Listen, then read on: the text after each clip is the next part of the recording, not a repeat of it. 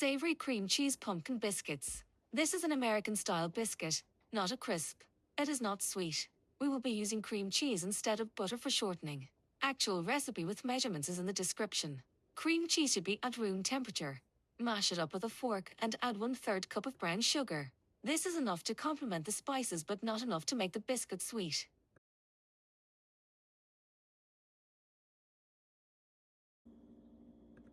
Mix these until they are reasonably well blended. Remember, this channel is called Bad Housekeeping for a reason.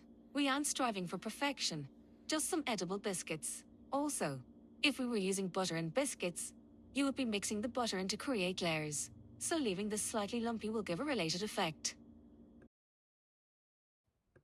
Mix your dry ingredients together. The dry ingredients are 1½ cups all-purpose unbleached flour, 1/2 cup of brown rice flour, because I had it. If you don't have brown rice flour, just use all-purpose flour.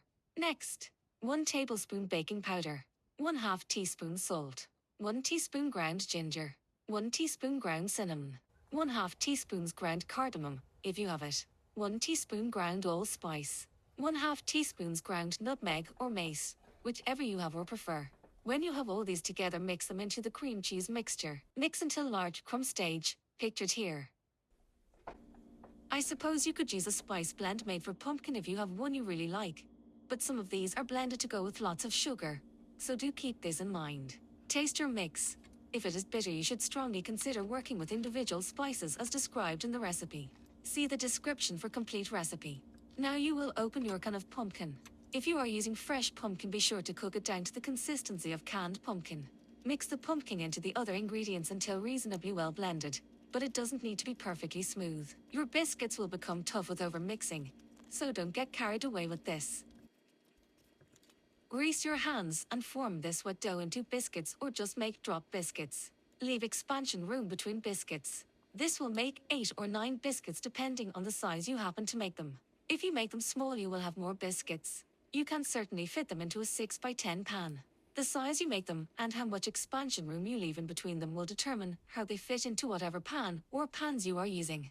They will rise higher if you leave less room, but then they will be wetter and more like buns. These smell so good coming out of the oven that a few disappeared before I could photograph them. I dressed one with sour cream, because I had it. You could serve them with butter and orange marmalade, or just eat them plain, as someone did before I could even photograph them. They aren't sweet, but they are very good. I think next time I make them, I might choose just a little more flour or a little less pumpkin and shape them more. But if you just want to make drop biscuits like these, then the measurements provided in the recipe should work fine. Thank you for watching. Happy baking!